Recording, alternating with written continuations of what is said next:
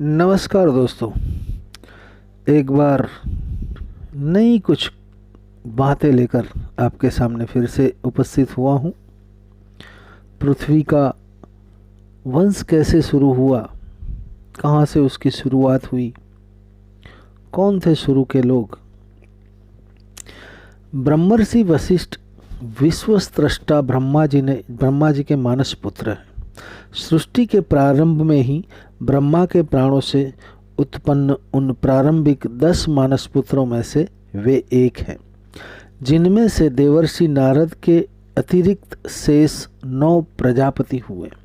मरीचि, अत्रि, अंगिरा, पुलस्त्य, पुलह, क्रतु, भृगु, वशिष्ठ, दक्ष और नारद ये ब्रह्मा के 10 मानस पुत्र हैं।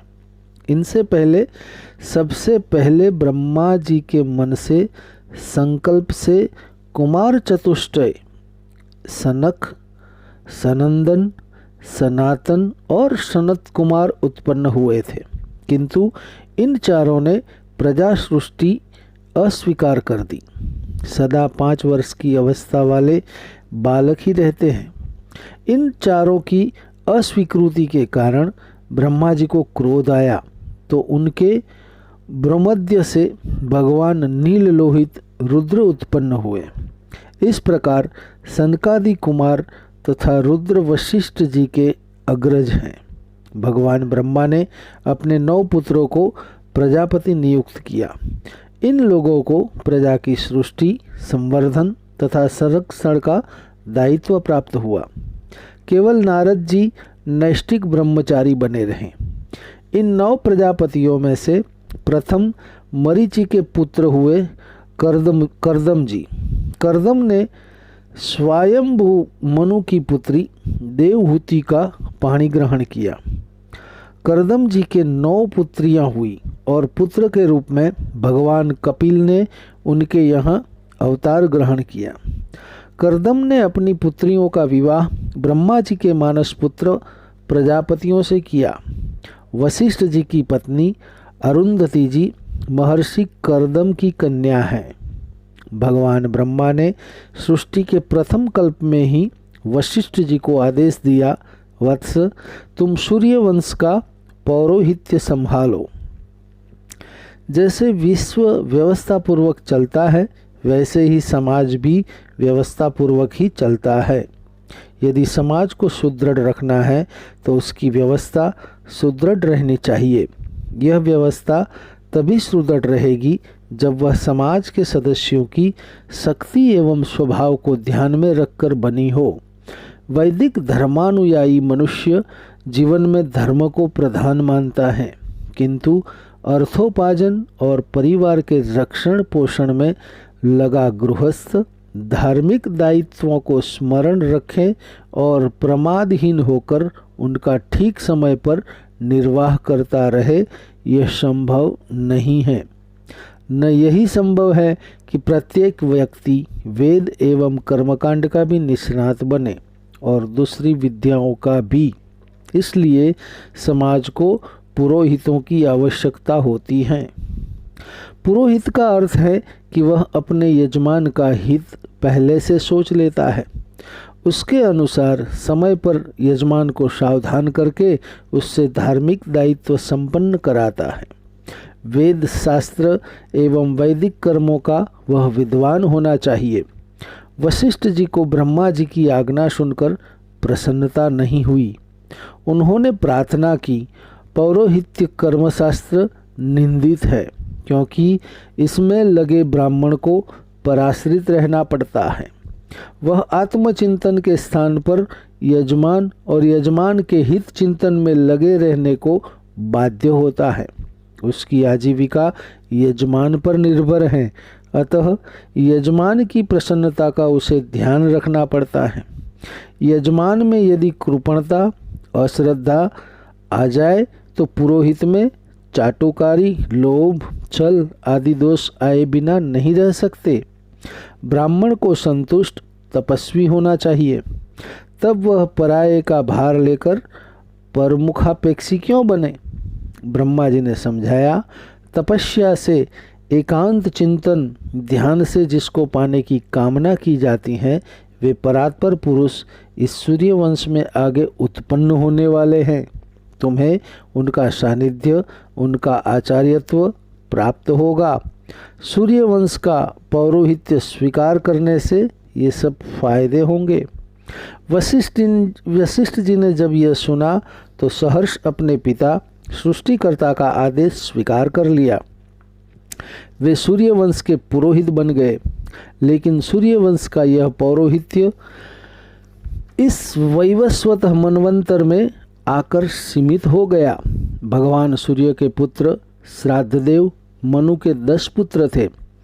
इन सब के पुरोहित वशिष्ठ जी ही थे। एक बार उनमें से मनु पुत्र निमि ने, जो भारत के पूर्वोत्तर प्रदेश के अधिपति थे, जिसका नाम पीछे मिथिला पड़ा, वशिष्ठ जी से प्रार्थना की, मेरी इच्छा एक महायज्ञ करने की है, आप उसे संपन्न करा दे। वशिष्ठ ने कहा, वत्स, तुम्हारा संकल्प पवित्र है, किंतु देवराज इंद्र एक यज्ञ करने जा रहे हैं, उसमें मेरा वरण हो चुका है। मैं अमरावती जा रहा हूँ। इंद्र का यज्ञ समाप्त होने पर लौटकर तुम्हारा यज्ञ करा दूंगा। निमि ने कुछ कहा नहीं। महर्षि वशिष्ठ स्वर्ग चले गए इंद्र का यज्ञ कराने के लिए। स्वाभाविक था कि उनको लौटने में अनेक वर्ष लगते, क्योंकि देवताओं का एक दिन रात मनुष्यों के 1 वर्ष के बराबर होता है। गुरुदेव के शीघ्र लौटने की आशा नहीं थी। निमि के मन में आया, जीवन का कोई ठिकाना नहीं है, मृत्यु किसी क्षण भी आ सकती है। अतः विचारवान को शुभ संकल्प अविलंब पूरा करना चाहिए। अच्छे संकल्प को दूसरे समय पर करने के लिए नहीं छोड़ना चाहिए। महर्षि वशिष्ठ को आने में विलंब होता देखकर निमि ने दूसरे विद्वान ब्राह्मण को पुरोहित बनाया। ये पुरोहित थे महर्षि यमदग्नि, भगवान परशुराम के पिता। निमि ने उनके आचार्यत्व में यज्ञ प्रारंभ कर दिया। महर्षि वशिष्ठ इंद्र का यज्ञ पूर्ण होने पर लौटे तो महाराज निमि का यज्ञ चल रहा था। यह देखकर उन्हें लगा कि निमि ने मेरी अवज्ञा की है। उन्होंने शाप दे दिया, अपने को पंडित मानकर मेरा तिरस्कार करने वाले निमि का शरीर नष्ट हो जाए। निमि ने भी शाप दिया, लोभवश धर्म को विस्मृत कर देने वाले आपका भी देहपात हो जाए। भूल दोनों ओर से हुई थी और वह शाप के रूप में बढ़ गई। महाराज निमि को प्रारंभ में कह देना था कि वे लंबे समय तक प्रतीक्षा नहीं करना चाहते। महर्षि वशिष्ठ ने भी यह तथ्य ध्यान देने योग्य नहीं माना कि अपना आचार्य या पुरोहित किसी कारण अनुपलब्ध हो तो यजमान कर्म विशेष के लिए दूसरे ब्राह्मण को आचार्य वर्ण कर सकता है। यह दूसरा ब्राह्मण केवल उस कर्म के पूर्ण होने तक आचार्य रहता है। निमि का शरीरांत हो गया। इसके बाद उनके शरीर का ऋषियों द्वारा मंथन करने से एक बालक की उत्पत्ति हुई, जो मिथि और विदेह कहलाया। महर्षि वशिष्ठ ने आसन लगाया और योग धारणा के द्वारा अपने शरीर को भस्म कर दिया। थोड़े समय पश्चात भगवान ब्रह्मा के यज्ञ में उर्वशी को देखकर मित्र सूर्य और वरुण का रेत स्खलन हो गया। उन दोनों को लोकपालों का सम्मिलित वीर्य यज्ञीय कलश पर पड़ा। उसका जो भाग कलश पर पड़ा था उससे कुंभज अगस्त्य जी की उत्पन्न हुए, और जो भाग नीचे गिरा उससे वशिष्ठ जी ने पुनः शरीर प्राप्त किया। इसलिए वशिष्ठ जी को मैत्रावरुणी भी कहते हैं। दूसरा शरीर प्राप्त करके वशिष्ठ जी ने पूरे सूर्यवंश का पौरोहित्य पद त्याग दिया। वे केवल इक्ष्वाकु वंश के पुरोहित बने रहे। अयोध्या के समीप ही उन्होंने अपना आश्रम बना लिया।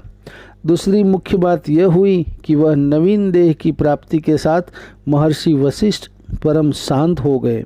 किसी को भी क्रोध करके शाप नहीं देना चाहिए, यह उन्होंने अपना व्रत बना लिया।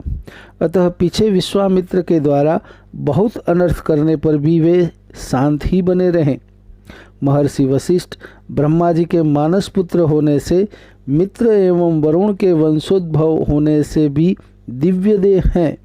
वशिष्ठ जी कल्पांत जीवी अमर हैं। इस मनवंतर में सप्त ऋषियों में उनका स्थान है। महाराजा गादी के पुत्र विश्वामित्र जी भगवान परशुराम के पिता यमदग्नि के मामा लगते हैं। महाराज गाधी की पुत्री सत्यवती का विवाह भृगुवंशीय महर्षि रुचिक से हुआ था। रुचिक के पुत्र यमदग्नि हुए। जब विश्वामित्र राजा हो गए तब सेना के साथ वे एक बार आखेट करते महर्षि वशिष्ठ के आश्रम के समीप पहुंच गए। वशिष्ठ जी ने उनको आतिथ्य ग्रहण करने के लिए आमंत्रित किया और समूची सेना का भली प्रकार सत्कार किया। विश्वामित्र ने देखा कि नाना प्रकार के भोज्य पदार्थ वशिष्ठ की कामधेनु नंदिनी प्रकट कर रही है, अतः विदा होते समय उन्होंने उस गौ को बलपूर्वक ले जाना चाहा। उन्होंने तो वशिष्ठ से गौ मांगने की शिष्टता भी नहीं की। जब ब्रह्मर्षि वशिष्ठ ने देखा कि विश्वामित्र बल प्रयोग करना चाहते हैं तो वे अपना कुशों से बना ब्रह्मदंड लेकर अपनी गौ के पास खड़े हो गए। वह ब्रह्मदंड अग्नि के समान प्रज्वलित हो उठा। विश्वामित्र या उनके सैनिक वशिष्ठ के समीप जाने का साहस नहीं कर सके। उनके सब बाण तथा दूसरे शस्त्र जो प्रयोग किए गए ब्रह्मदंड से टकराकर भस्म हो गए। क्षत्रिय बल को धिक्कार है, ब्रह्म बल ही सच्चा बल है, यह कहकर विश्वामित्र वहां से लौटे। उन्होंने इसी जीवन में ब्राह्मणत्व प्राप्त करने का निश्चय कर लिया। राज्य पुत्रों को देखकर वे वन में तप करने चले गए। अत्यंत कठिन तप करके विश्वामित्र जी ने ब्रह्मा को प्रसन्न कर लिया। जब हंसवाहन सृष्टिकर्ता ने आकार वरदान मांगने को कहा तो विश्वामित्र ने मांगा, मैं इसी शरीर में ब्रह्मर्षि हो जाऊं। ब्रह्मा जी बोले, गायत्री का दर्शन करके तुम ऋषि तो हो गए हो, किंतु ब्रह्मर्षि तब होंगे जब वशिष्ठ तुम्हें ब्रह्मर्षि स्वीकार कर ले। विश्वामित्र जी वशिष्ठ जी से मिलने गए तो वशिष्ठ ने उनको राजर्षि कहकर पुकारा। क्रोध में आकर विश्वामित्र ने फिर तपस्या करके अनेक दिव्यास्त्र प्राप्त किए, किंतु वे दिव्यास्त्र वशिष्ठ जी को मार नहीं सके। वे भी वशिष्ठ के ब्रह्मदंड से टकराकर तेजहीन हो गए। विश्वामित्र पुनः तप में लगे, किंतु अप्सरा मेनका ने उन्हें मोहित करके विचलित कर दिया। उससे एक पुत्री शकुंतला हो जाने पर विश्वामित्र सावधान हुए। इस बार तप करके वे नवीन सृष्टि ही बनाने लगे। अनेक अन्न पशु वृक्षादि उन्होंने बनाए। जब मनुष्य बनाने लगे तब ब्रह्मा जी ने आकर रोका, यह प्रयास बंद करो। वशिष्ठ की स्वीकृति के बिना तुम ब्रह्मर्षि नहीं हो सकते। ब्रह्मा जी ने विश्वामित्र द्वारा बनाए पदार्थों को अपनी सृष्टि का अंग बना लिया। सृष्टिकर्ता के जाने पर क्रोध में भरे विश्वामित्र ने एक राक्षस को उकसाया। उसने वशिष्ठ के 100 पुत्रों में से सभी का भक्षण कर लिया। सभी पुत्रों के मारे जाने पर महर्षि वशिष्ठ को अत्यंत शोक हुआ, किंतु उसी समय उनके ज्येष्ठ पुत्र शक्ति की पत्नी अदृश्यंती के गर्भ में स्थित शिशु ने एक ऋचा यानी कि ऋग्वेद के मंत्र का उच्चारण किया। जब पता लगा कि पुत्रवधू के गर्भस्थ शिशु ने ऋचा बोली है तब वशिष्ठ जी पत्नी तथा पुत्रवधू के साथ आश्रम लौट आए। वह गर्भस्थ बालक उत्पन्न होने पर पराशर नाम से प्रसिद्ध हुआ।